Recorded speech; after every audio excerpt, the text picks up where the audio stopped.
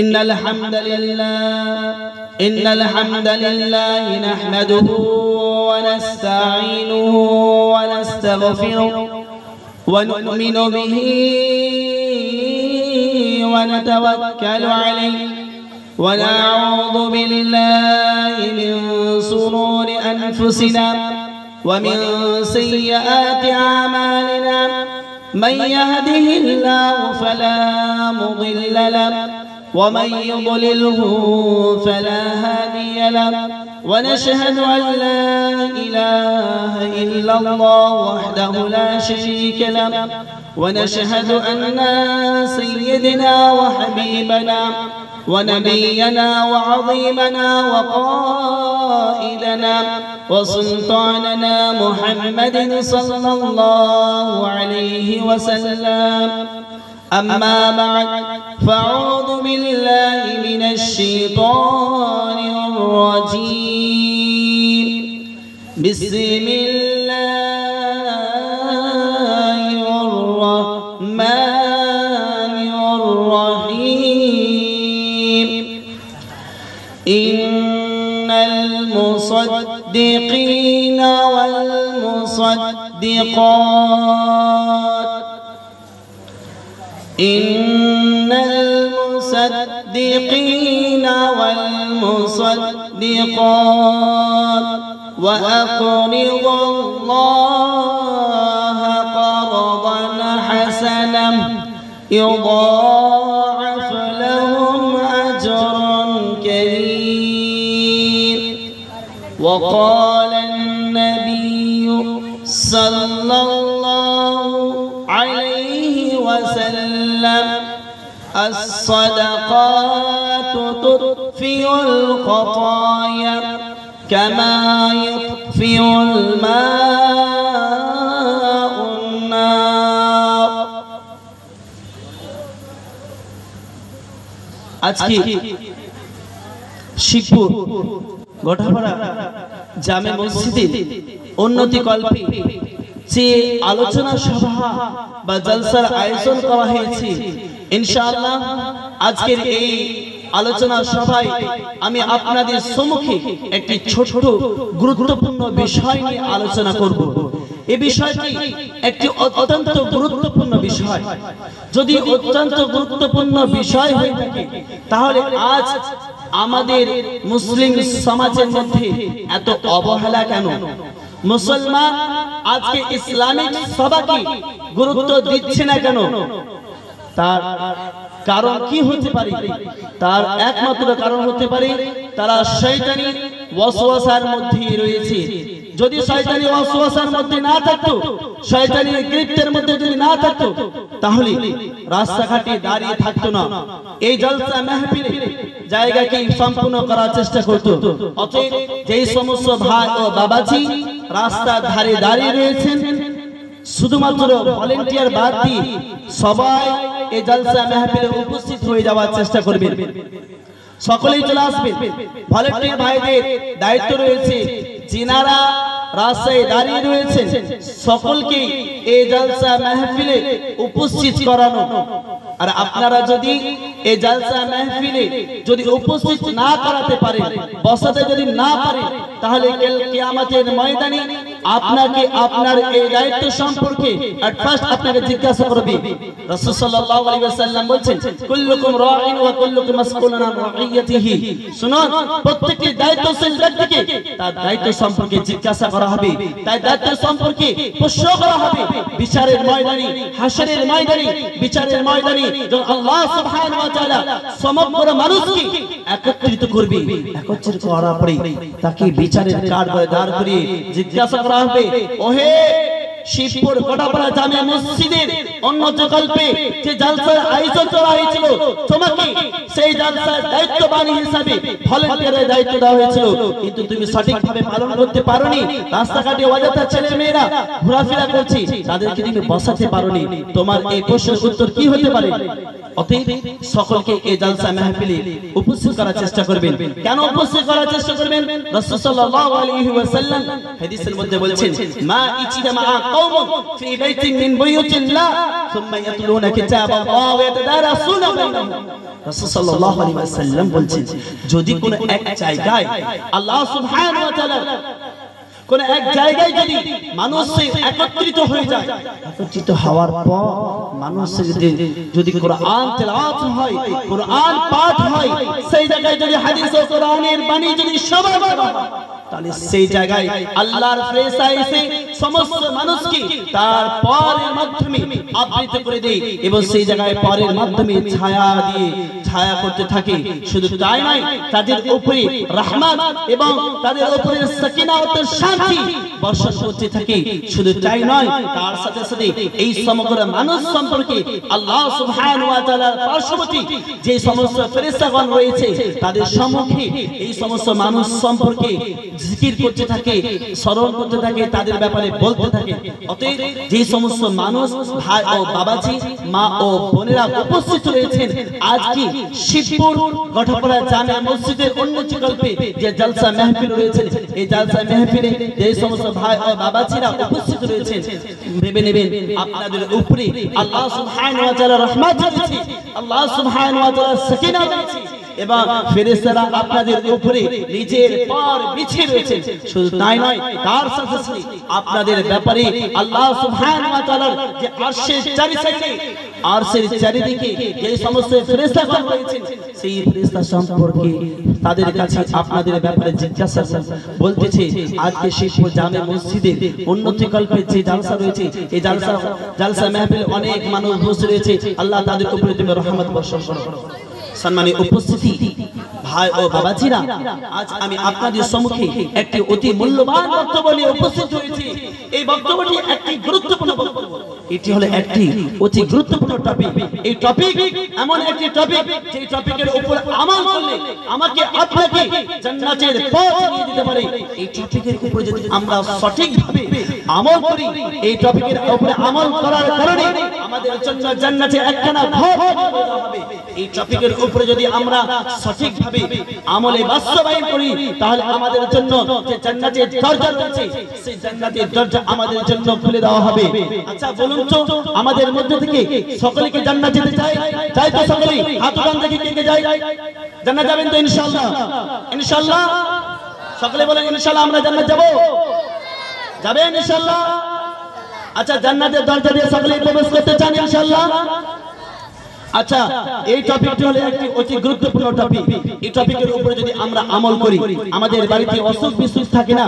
থাকে তো হ্যাঁ কিনা বলেন অসুখ থাকে তো অসুখের রোগের ওষুধ হিসাবে আমরা ডাক্তারের কাছে যাই না ওষুধ হিসাবে আমরা মেডিসিন নিয়েছি কিন্তু রাসূল সাল্লাল্লাহু আলাইহি ওয়াসাল্লাম এই টপিকের উপর আমল করতে বলেছেন যদি আমরা সঠিকভাবে আমল করি আমাদের এই টপিকের মাধ্যমে আমাদের বিভিন্ন ধরনের রোগের ওষুধ হয়ে যাবে ইনশাআল্লাহ আমরা এই টপিকের উপর আমল করে আমাদের বাড়িতে আমার ভাই আমার বোন আমার মা আমার বাবা আমার আত্মীয়স্বজন যারা অসুস্থ রয়েছে তাদের রোগ নিরাময়ের জন্য আমরা এই টপিকের উপর আমল করব ইনশাআল্লাহ ইনশাআল্লাহ ইনশাআল্লাহ ইনশাআল্লাহ চলে রাসূল সাল্লাল্লাহু আলাইহি ওয়াসাল্লাম এই সম্পর্কে অনেক হাদিস বলেছেন আল্লাহ সুবহানাহু ওয়া তাআলা কোরআনুল কারীম থেকে অনেক আয়াত বলেছেন ইনশাআল্লাহ সেই সমগ্র বিষয় সম্পর্কে আজকে আমি সংক্ষিপ্ত সময় আলোচনা করব ইনশাআল্লাহুল আজিজ আল্লাহ সুবহানাহু ওয়া তাআলা আমাদের সকলকে বিভিন্ন ধরনের রুজির ব্যবস্থা করে দিয়েছেন আল্লাহ সুবহানাহু ওয়া তাআলা আমাদের রোজগারের ব্যবস্থা করে দিয়েছেন কেউ বা আমাদের মধ্য থেকে বিজনেস করে ইনকাম করে কেউ বা ডাক্তারি করে ইনকাম করার চেষ্টা করে কেউ বা মাস্টারি করে ইনকাম করার চেষ্টা করে কেউ বা লেবার কেটে ইনকাম করার চেষ্টা করে কেউ বা রাজমিস্ত্রির মাধ্যমে ইনকাম করে এক কথায় আল্লাহ সুবহানাহু ওয়া তাআলা ইন্নাল্লাহা হুয়ার রাজ্জাকু যুল কুওয়াতিল মাতিন আল্লাহ সুবহানাহু ওয়া তাআলা রাজ্জাক আল্লাহ সুবহানাহু ওয়া তাআলা রুজি দিয়েছেন আল্লাহ সুবহানাহু ওয়া তাআলা প্রত্যেক মানুষকে শুধু মানুষকে নয় প্রত্যেক জীব প্রত্যেক জন্তু প্রত্যেক ছোট বড় প্রত্যেকটি পতঙ্গ প্রত্যেকটি জিনিসকে আল্লাহর রুজির ব্যবস্থা করে থাকেন এই রুজির মধ্যে থেকে আমরা অনেক টাকা খরচ করে দেই আজ থেকে এই যে আজকে আমরা ঈদের পরের দিন জলসা করছি ঈদের আগে অনেক ভাই ও বাবাজি বাইরে থেকে এসেছেন কেউ বা কলকাতা থেকে এসেছেন কেউ বা তামিলনাড়ু থেকে এসেছেন কেউ বা মুম্বাই থেকে কেউ বা কেরালা থেকে এসেছেন 1 মাস 2 মাস 3 মাস 4 মাস 5 মাস 6 7 8 10 মাস পর্যন্ত কাজ করার পরে 10,000 20,000 50,000 1 লাখ পর্যন্ত টাকা নিয়ে এসেছেন। নিয়ে আসার পরে আপনারা এদের কেনাকাটা করেছেন, কেনাকাটার করে কিছু পয়সা আপনাদের জন্য সঞ্চিত রয়েছে, আছে কি নেই? আছে তো? আছে? নেই? কারো কাছে পয়সা নেই? আচ্ছা, এই সমস্ত পয়সার ব্যবস্থা কে করে দিয়েছে? কে করে দিয়েছে? আল্লাহ সুবহানাহু ওয়া তাআলা রুজির মালিক না মালিক না? আল্লাহ সুবহানাহু ওয়া তাআলা যখন রুজির মালিক, তো আল্লাহ সুবহানাহু ওয়া তাআলা বলছেন আমি তোমাদেরকে রুজি দিয়েছি, আমি তোমাদেরকে খাবারের ব্যবস্থা করে দিয়েছি, আমি তোমাদের রোজগারের ব্যবস্থা করে দিয়েছি। অতএব তুমি ইনকাম করবে, আর ইনকাম করে যে তোমার ব্যাংকের মধ্যে টাকা রেখে দিবে এটা হতেই পারে না। তুমি ইনকাম করবে আর তোমার পরিবার পরিজনের জন্য সম্পূর্ণরূপে খরচ করে দিবে, এটা কখনোই হতে পারে না। তুমি ইনকাম করবে, ইনকাম করার পরে বন্ধু বান্ধবের সাথে সম্পূর্ণরূপে খরচ করে দিবে, এটা কখনোই হতে পারে না। তুমি ইনকাম করবে, ইনকাম করার পরে তুমি ছিঁড়া ফাটা প্যান্ট ক্রয় করে তুমি সম্পূর্ণরূপে টাকা খরচ করে দিবে, এটা কখনোই হতে পারে না। যদি তুমি ইনকাম করো, তোমাকে ইনকাম করার ক্ষমতা দিয়েছি, ইনকাম করে আমি রাস্তা দেখিয়ে দিয়েছি, ইনকাম করবে, খরচ করবে, তার সাথে সাথে আল্লাহ সুবহানাহু ওয়া তাআলা রাস্তাও খরচ করবে। কারণ আল্লাহ সুবহানাহু ওয়া তাআলা বলছেন আমা তুনফিকু মিন নাফাকাতিন, আল্লাহ সুবহানাহু ওয়া তাআলা বলছেন যে আমি তোমাদেরকে যা কিছু রুজির ব্যবস্থা করে দিয়েছি সেই সমস্ত রুজি থেকে তোমরা আল্লাহর রাস্তায় খরচ করো। যদি আল্লাহর রাস্তায় খরচ করো, আল্লাহ সুবহানাহু ওয়া তাআলা তোমাদের এই খরচের মাধ্যমে আল্লাহ সুবহানাহু ওয়া তাআলা খুশি হবে। আর যদি তোমরা খরচ না করো, আল্লাহর রাস্তায় যদি না দাও, তা আল্লাহ সুবহানাহু ওয়া তাআলা তোমাদের উপরে রাগান্বিত হবে না? হবে না? হবে কি হবে না? হবে তো? আচ্ছা, আপনি ইনকাম করেছেন, আপনি ইনকাম করেছেন, এবার আপনি ইনকাম করার পরে যদি আল্লাহর রাস্তায় খরচ না করেন, আল্লাহ রাগান্বিত হবে না? হবে না? আচ্ছা, আল্লাহ যদি রাগান্বিত হয় তাহলে আমরা কি জান্নাত যেতে পারবো? পারবো কি? আমরা কি জান্নাতের দরজা দিয়ে প্রবেশ করতে পারবো? আমাদের জন্য কি জান্নাতের ঘর হবে? তাহলে আল্লাহকে সর্বপ্রথম আমাদেরকে খুশি করাতে হবে। যদি আমরা খুশি না করাতে পারি, আল্লাহ রাগান্বিত হয়ে যাবে। আর রাগান্বিত হবে আমরা আল্লাহকে তখনই মানাতে পারবো যখন আমরা সাদকা করব। রাসূল সাল্লাল্লাহু আলাইহি ওয়াসাল্লাম হাদিসের মধ্যে বলছেন, সহিহ তারগীব হাদিসের মধ্যে বলছেন যে সাদাকাতুস সিররি তুতফিল খাতা তুতফি গাদাব রাব্বি তাবারাক ওয়া তাআলা। শোনো ভাই ও বাবা ছিলা, তোমরা মন দিয়ে শুনে নাও, যারা রাস্তায় দাঁড়িয়ে আছো তারা এখনো পর্যন্ত আমি তাদেরকে বলি তোমরা এই স্টেজের সামনে উপস্থিত হয়ে যাওয়ার চেষ্টা করো। রাসূল সাল্লাল্লাহু আলাইহি ওয়াসাল্লাম বলছেন যে আল্লাহ সুবহানাহু ওয়া তাআলা সেই সমস্ত ব্যক্তির উপরে রাগান্বিত হয়ে যায় যারা আল্লাহর রাস্তায় খরচ করে না, কিন্তু যারা আল্লাহর রাস্তায় খরচ করে, অর্থাৎ গোপনীয় ভাবে খরচ করে, যে সাদাকাতুস সিররি তুতফি গাদাব রাব্বি তাবারাক ওয়া তাআলা, যারা গোপনীয় অবস্থায় আল্লাহর রাস্তায় খরচ করে, আল্লাহ তাদের উপরে যে রাগ করেছিল সেই রাগটাকে তিনি দমন করে দিবেন, মিটিয়ে দিবেন। শুধু কি মিটিয়ে দিবেন, যে আমরা উঠতে বসতে চলতে ফিরতে গুনাহ করে থাকি না? আচ্ছা বলেন তো, আমরা সকাল থেকে এখন পর্যন্ত গুনাহ করেছি না করিনি? করেছি না করিনি? গুনাহ হয়েছে না হয়নি? আমাদের চোখের মাধ্যমে গুনাহ হয়েছে না হয়নি? আচ্ছা, কেউ গুনাহ করেননি? গুনাহ করেননি কেউ? সকলেই গুনাহ করেছেন, কিছু না কিছু গুনাহ করেছেন। চলেন দেখবেন, গুনাহ করেছেন দেখবেন। চোখের মাধ্যমে রাস্তা দিয়ে যাচ্ছেন, কোন একটা সুন্দরী মহিলা যাচ্ছিল না যাচ্ছিল, দেখে বলেন কত সুন্দর মহিলাটি, কত সুন্দর মেয়েটি, আপনি দেখেছেন, চোখের গুনাহ হয়নি? হয়েছে না হয়নি বলেন দেখি? হয়েছে? হ্যাঁ কি না বলেন? কথা বলেন আমার সাথে কথা বললে বক্তব্য দিতে ভালো লাগবে। গুনাহ হয়েছে তো? হয়েছে তো? আচ্ছা, আপনি দেখলেন গুনাহ করলেন চোখের মাধ্যমে, আপনি হাতের মাধ্যমে গুনাহ করলেন কেমন ভাবে? আপনি কোন মানুষের কোন মহিলার হাত স্পর্শ করলেন, গুনাহ হয়েছে না হয়নি? নিজের স্ত্রী বাদ দিয়ে অন্য কোন মহিলা যদি হাত স্পর্শ করেন, গুনাহ হয়েছে না হয়নি? গতকালকে ঈদের দিন ছিল, অনেক ছেলে মেয়েরা পার্কে গিয়েছে, গুনাহ করেছে না করেনি? করেছে না করেনি? অন্য মেয়েকে ফোন করেছে, গুনাহ করেছে না করেনি? অন্য মেয়ের সাথে চ্যাটিং এ ব্যস্ত ছিল, গুনাহ হয়েছে না হয়নি? আর আদার্স গুনাহের কোয়ালিটি রয়েছে। অর্থাৎ কি, এই সমস্ত গুনাহ থেকে যদি তোমরা বাঁচতে চাও, রাসূল সাল্লাল্লাহু আলাইহি ওয়াসাল্লাম হাদিসের মধ্যে বলছেন আস-সাদাকাতু তুতফিল খাতায়া কামা ইতফিল মাউন নার। শোনো, যেই রূপ ভাবে পানি আগুনকে মিটিয়ে দেয়, আমরা দেখেছি যে কোনো জায়গায় আগুন জ্বলে গেলে পানি ঢাললে আগুন মিটে যায়, মিটে তো মিটে না? কোন বাড়িতে আগুন লেগে গেছে, ধরে আগুন লেগে গেছে, সেই জায়গায় যদি ফায়ার ব্রিগেড থেকে কোনো একটা পানির গাড়ি এসে পানি দিতে লাগে, তাহলে কি আগুন মিটবে না মিটবে না? তাহলে এক কথাই পানি আগুনকে মিটাতে সক্ষম, সক্ষম না সক্ষম না? হ্যাঁ কি না? পানি আগুনকে মিটাতে পারে। রাসূল সাল্লাল্লাহু আলাইহি ওয়াসাল্লাম বলেন যেই রূপভাবে পানি আগুনকে মিটাতে পারে, সেই রূপভাবে সাদকা তোমার গুনাহ কি, তোমার পাপ কি, তোমার অত্যাচার কি, যে পাপ রয়েছে সেই পাপকে তোমার মোচন করে দিতে পারে, সেগুলো মিটিয়ে দিতে পারে। কি মিটাতে পারে? কি মিটাতে পারবে? আমার গুনাহ আপনার গুনাহ কে মিটাতে পারবে? আল্লাহ। কিসের মাধ্যমে মিটাবে? কিসের মাধ্যমে? তাহলে সাদকা একটি গুরুত্বপূর্ণ জিনিস না, জিনিস না, একটা মূল্যবান জিনিস, তাই না? তাহলে সাদকা যদি আমরা করি, আল্লাহর রাস্তায় যদি আমরা দান করি, আমাদের গুনাহগুলো কি হবে? কি হবে? মিটবে না মিটবে না? ঘুমিয়ে আছেন? ঘুমিয়ে আছেন কেউ? মিটে যাবে। তো রাসূল সাল্লাল্লাহু আলাইহি ওয়াসাল্লাম বলেন আস-সাদাকাতু তুতফিল খাতায়া কামা ইয়াতফিল মাউন নার, যেই রূপভাবে পানি আগুনকে মিটিয়ে দিতে পারে, সেই রূপভাবে সাদকা মানুষের গুনাহকে মিটিয়ে দিতে পারে।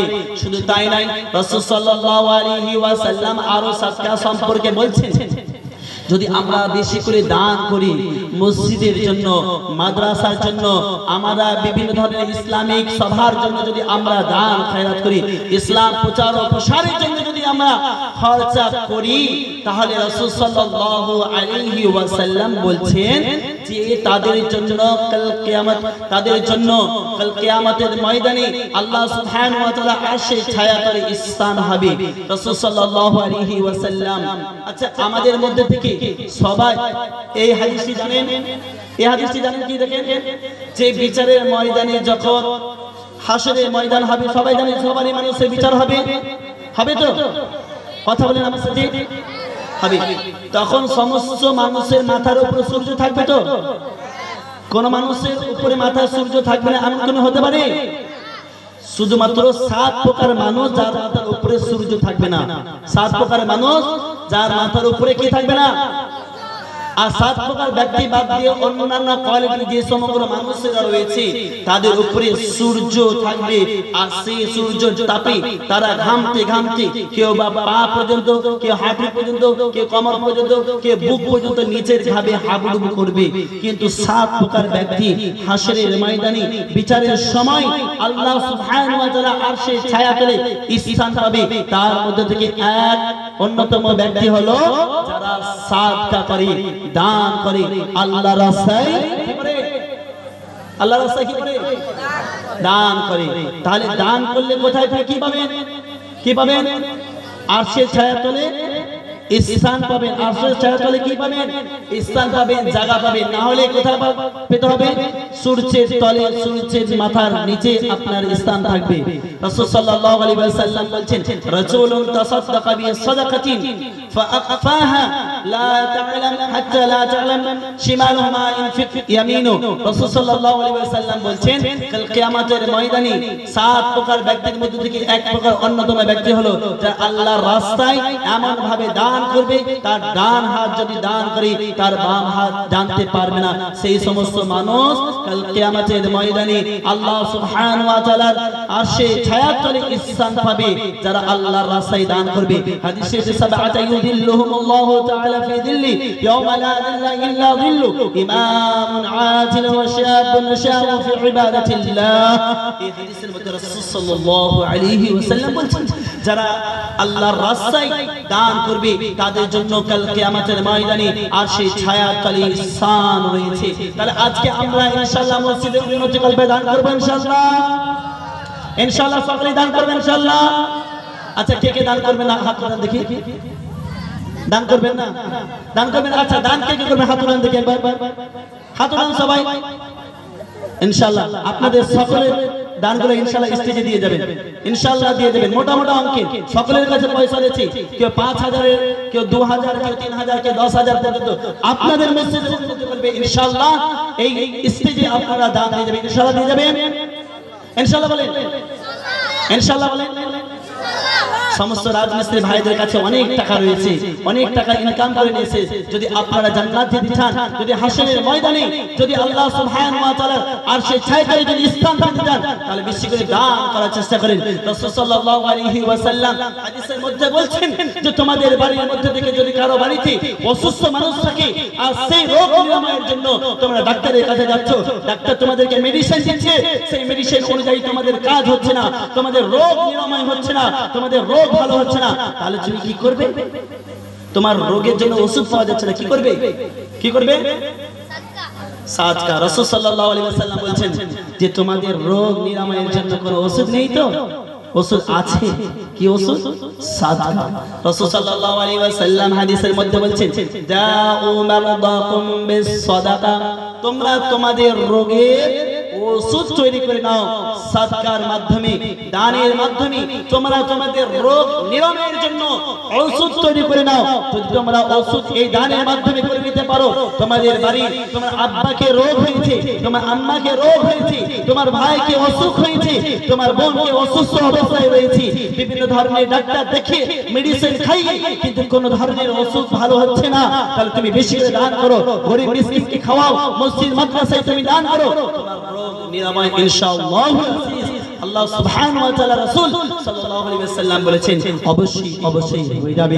রাসূল সাল্লাল্লাহু আলাইহি ওয়াসাল্লাম আরো হাদিসের মধ্যে বলেন যদি তোমরা তোমাদের সবথেকে বেশি মূল্যবান গুরুত্বপূর্ণ জিনিস পছন্দনীয় জিনিস যদি আল্লাহর রাস্তায় যদি খরচ করো, তাহলে আল্লাহ সুবহানাহু ওয়া তাআলা তোমাদের জন্য কি রাখবেন? জান্নাত রাখবেন। রাসূল সাল্লাল্লাহু আলাইহি ওয়াসাল্লামের উপর যখন আল্লাহ সুবহানাহু ওয়া তাআলা পবিত্র আল কোরআন সূরা আল ইমরানের এই আয়াতটি নাযিল করলেন, তখন আবু তালহা রাদিয়াল্লাহু তাআলা আনহু নিজস্ব সবথেকে পছন্দনীয় গুরুত্বপূর্ণ যে খেজুরের বাগান ছিল সেটি আল্লাহর রাস্তায় দান করে দিয়েছেন, আল্লাহর রাস্তায় দিয়ে দিয়েছেন। রাসূল সাল্লাল্লাহু আলাইহি ওয়াসাল্লামের উপরে এই আয়াত নাযিল হয়েছিল লান তানালুল বিররা হাত্তা তুনফিকু মিম্মা তুহিব্বুন। রাসূল সাল্লাল্লাহু আলাইহি ওয়াসাল্লাম বলেন ততক্ষণ পর্যন্ত তোমরা ভালো কাজ করতে পারবে না, ততক্ষণ পর্যন্ত তোমরা ভালো কাজের সঙ্গে সংযুক্ত হতে পারবে না, যতক্ষণ পর্যন্ত তোমরা তোমাদের পছন্দনীয় জিনিস, তোমরা তোমাদের ভালোবাসার জিনিস, তোমাদের গুরুত্বপূর্ণ জিনিস তোমরা আল্লাহর রাস্তায় খরচ না করবে। আজ আমরা মুসলিম সমাজ, মুসলমান সমাজের মধ্যে আমরা বসবাস করি।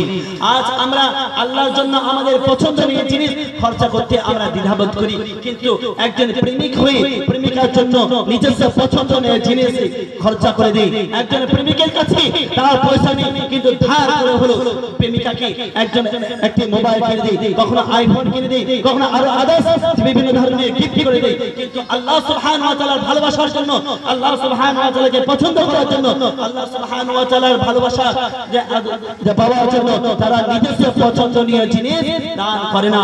একদা হযরত উমর ফারুক রাদিয়াল্লাহু তাআলা আনহু একদা উমর ফারুক রাদিয়াল্লাহু তাআলা আনহু কে রাসূল সাল্লাল্লাহু আলাইহি ওয়াসাল্লাম বললেন, আর উমর ফারুক এবং সাহাবাগণদেরকে যখন রাসূল সাল্লাল্লাহু আলাইহি ওয়াসাল্লাম বললেন যে তোমরা আল্লাহর রাস্তায় দান করো, তখন উমর ফারুক রাদিয়াল্লাহু তাআলা আনহু আল্লাহর রাস্তায় দান নিলেন।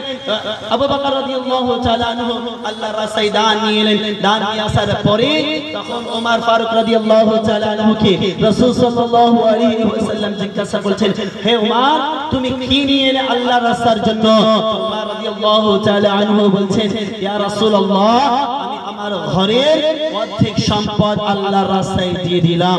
তখন উমর রাদিয়াল্লাহু তাআলা আনহুকে বললেন, বাস তুমি ভালো কাজ করেছো। তখন উমর ফারুক আল্লাহ রাসূল সাল্লাল্লাহু আলাইহি ওয়াসাল্লাম আবু বকর সিদ্দিক রাদিয়াল্লাহু তাআলা আনহুকে জিজ্ঞাসা করলেন, আবু বকর তুমি বলো তুমি কি নিয়ে এসেছো আল্লাহর রাস্তার জন্য?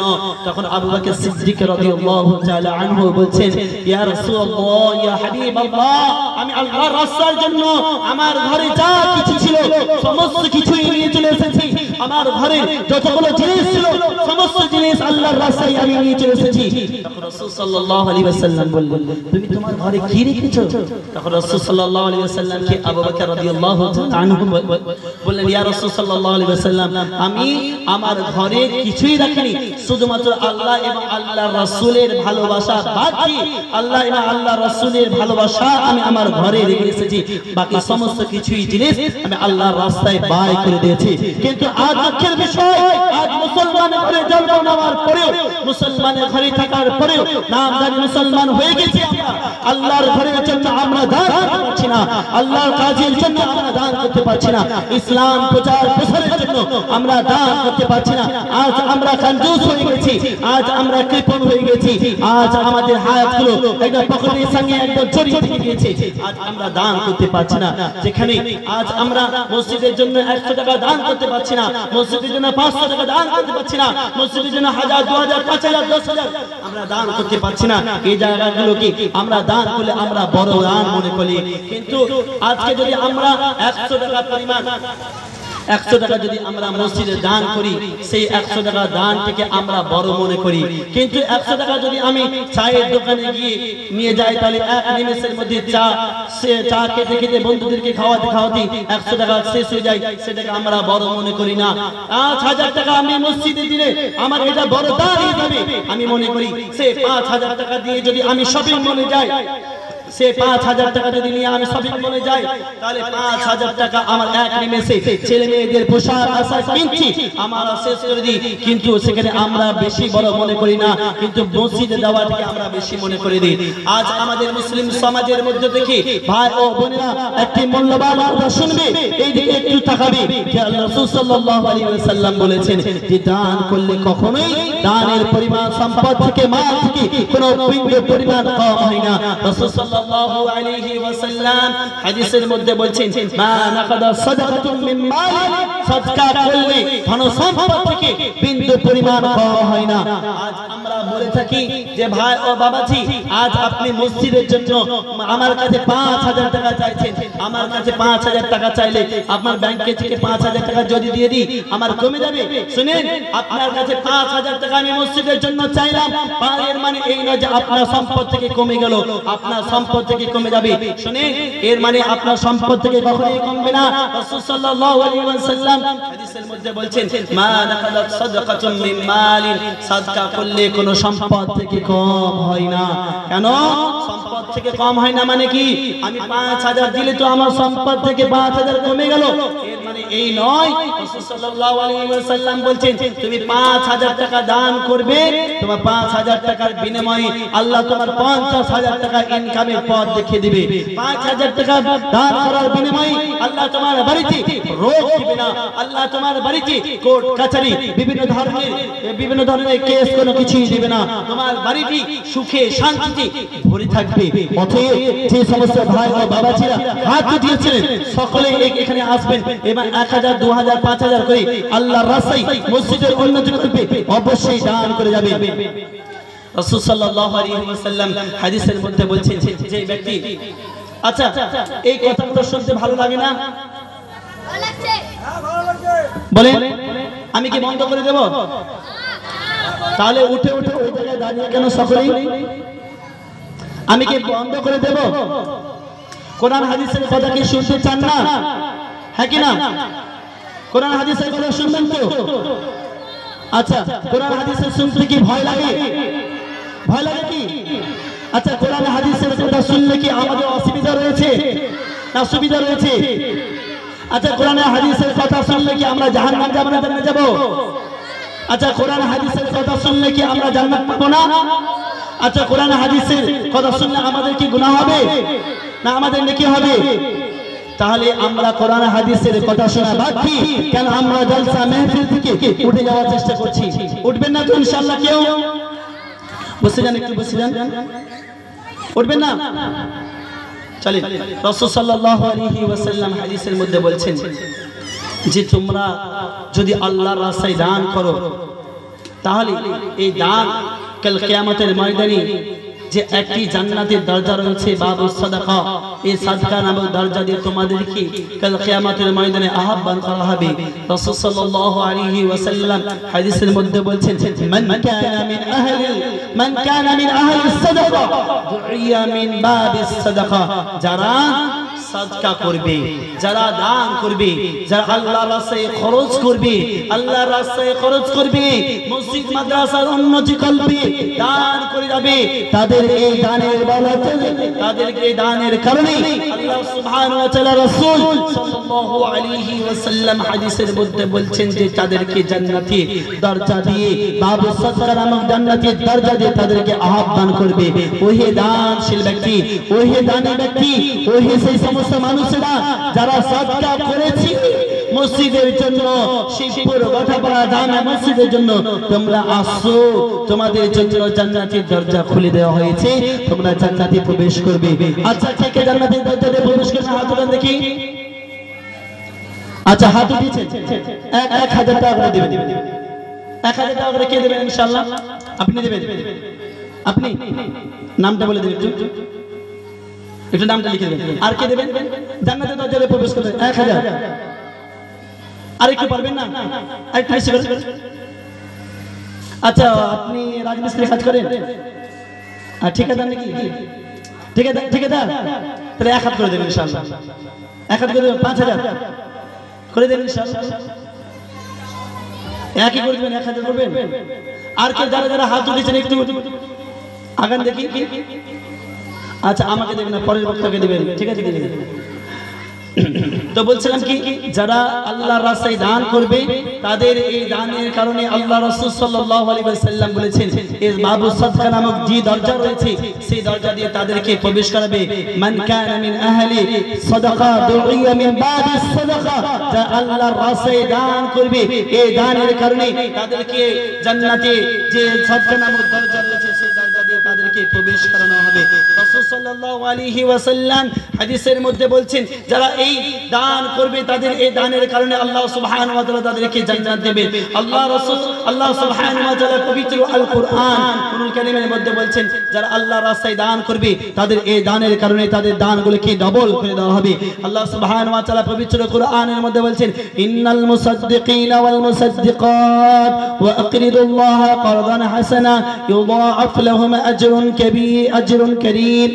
আল্লাহ সুবহানাহু ওয়া তাআলা পবিত্র কুরআনের মধ্যে বলছেন দানকারী এবং দানকারীদের সম্পর্কে, শুধুমাত্র যে আমি ছেলেদের সম্পর্কে বক্তব্য দেখছি মানে এই ছেলেরা দান দিবে তা নয়, মেয়েরাও রয়েছে, মা ও বোনেরা রয়েছে, আপনারা দানের জন্য একটু হাত উত্তোলন করবেন এবং দানের জন্য হাতটাকে একটু লম্বা করবেন, হাতটাকে আপনারা বন্ধ করে রেখে দেবেন না, কৃপণতা করবেন না। আমার পরবর্তী বক্তা বিশিষ্টতম আলিম সাহেব আপনাদের কাছে এই সম্মত দান সম্পর্কে বলবেন। ইনশাআল্লাহ আপনারা দিল খুলে, অন্তর খুলে, মন খুলে, প্রাণ খুলে সমস্ত কিছুই আপনারা উজাড় করে আপনারা আল্লাহর রাস্তায় দান করবেন। যদি আমরা আল্লাহর রাস্তায় দান করি আল্লাহ সুবহানাহু ওয়া তাআলা পবিত্র কুরআনুল কারীমের মধ্যে বলছেন ইন্নাল মুসাদ্দিকিনা ওয়াল মুসাদ্দিকাত ওয়া আকরিদুল্লাহা কারদান হাসানা।